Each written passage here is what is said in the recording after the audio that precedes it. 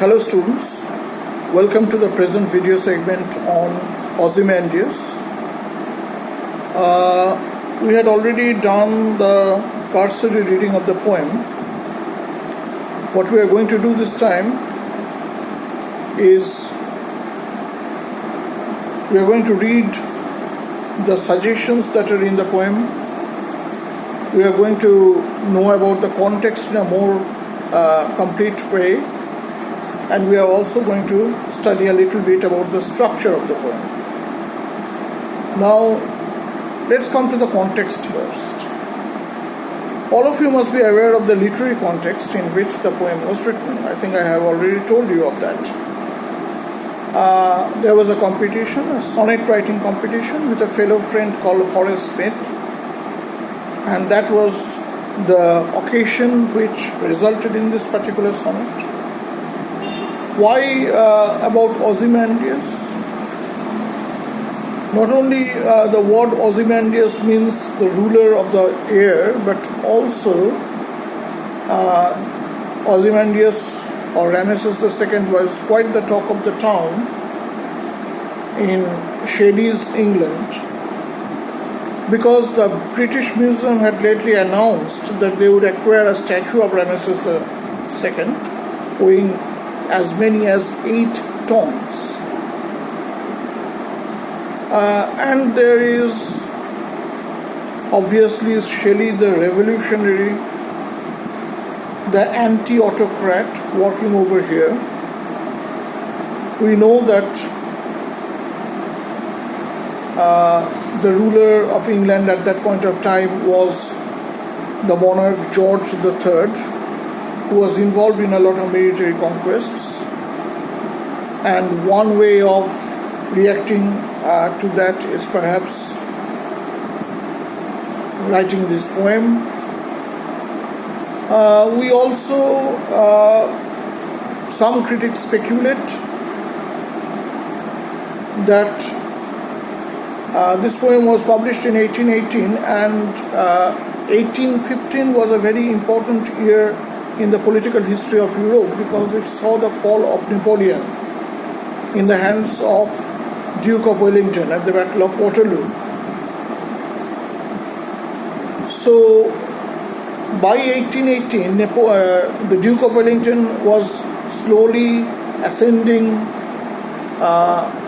in the arena of political power in England, and there were speculations that he was going to become the next Prime Minister.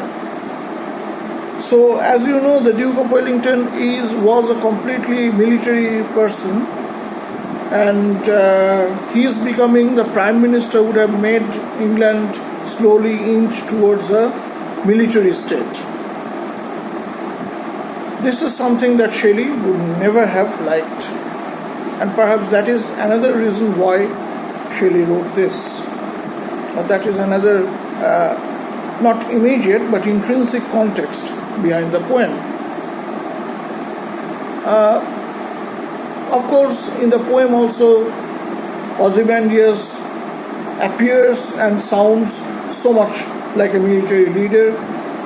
As I have already pointed out, the phrase, the sneer of cold command, with this wonderful articulation, of the phrase cold command, and particularly alliteration on C over there, brings out the power of Ozymandias. But the word command also has some military connotation, which again reminds us of a military dictator or a military ruler, like what Duke of Wellington would have been. We have also given you some hint towards a Christian reading of the poem. In Shelley, the reading from the point of view of religion becomes very important. Not only because Ramesses II is a figure from the Old Testament, the book of Exodus, as I've already told you. Sorry. Not only because Ramesses is a figure from the Old Testament, but also because the inscription on the pedestal of the statue bears the words King of Kings, which instinctively reminds any Christian reader of Christ.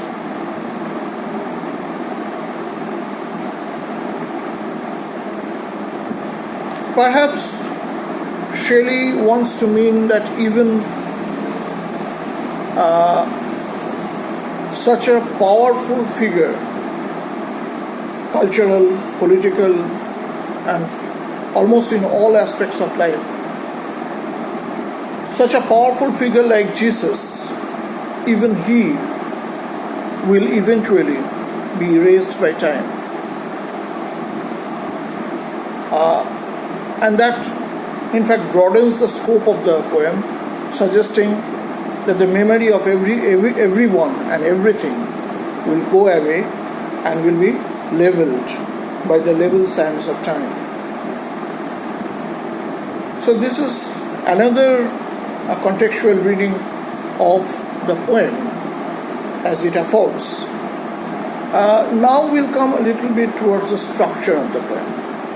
As you know, this is a sonnet. A sonnet is a 14-line lyric poem, and quite distinctly over here, the first part is the octet, the 8-line stanza. The second part is the sestet, the 6-line one. And in this particular sonnet, the common metrical pattern of a sonnet has been maintained.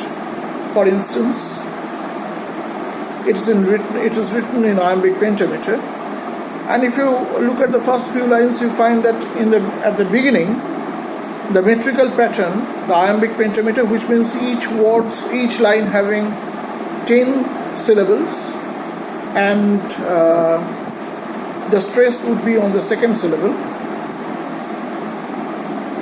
So,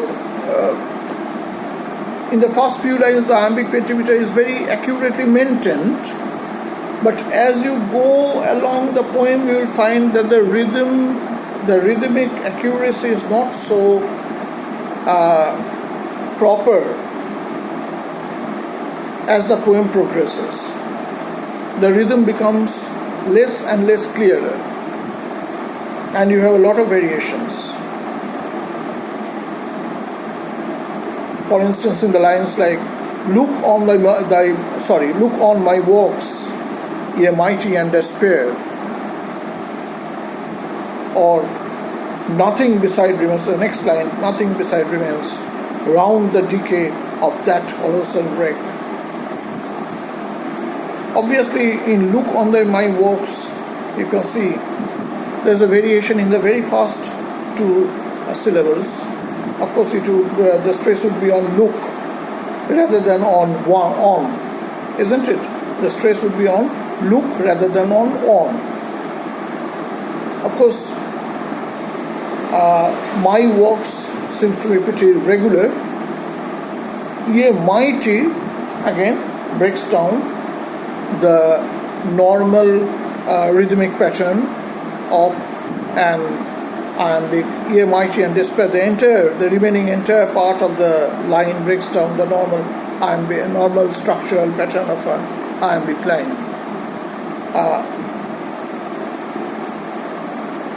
So, ye mighty and despair. Let's scan this line. Look on my works, ye mighty. So it's on I and despair.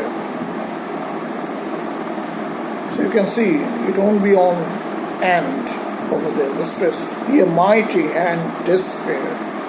You can see the stress changing from the second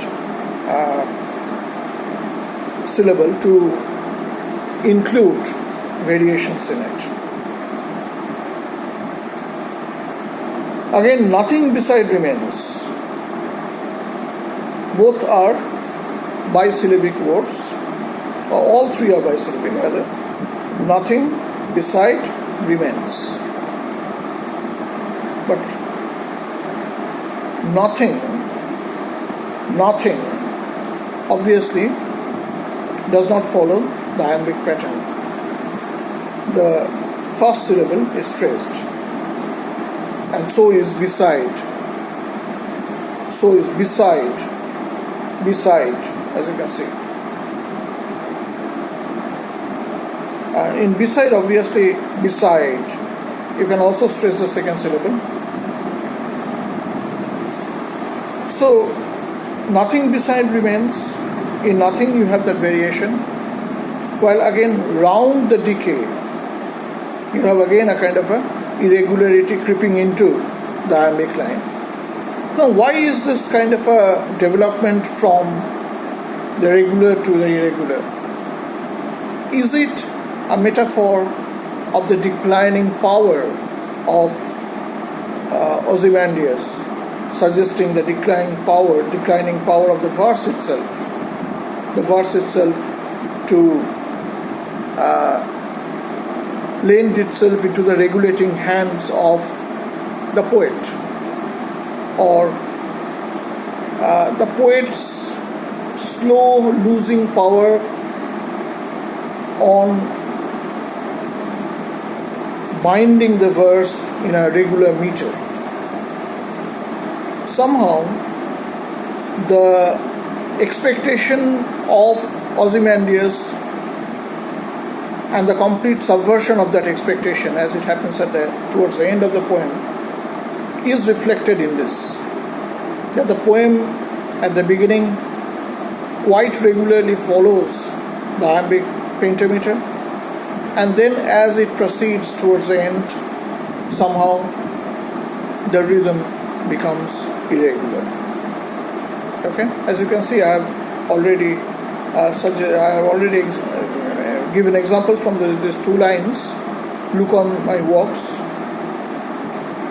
ye mighty and despair, nothing beside remains, round the decay of that colossal wreck, etc.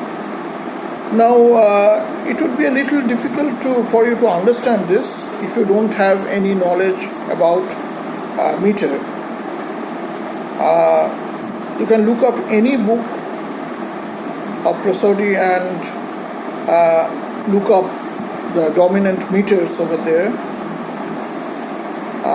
like iambic meter and trochaic meter, and you can find how this particular metrical form is degenerating in its regularity in this particular poem.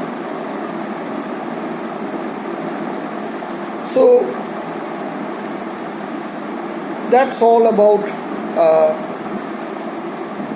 this particular poem, but there is another technical point to raise.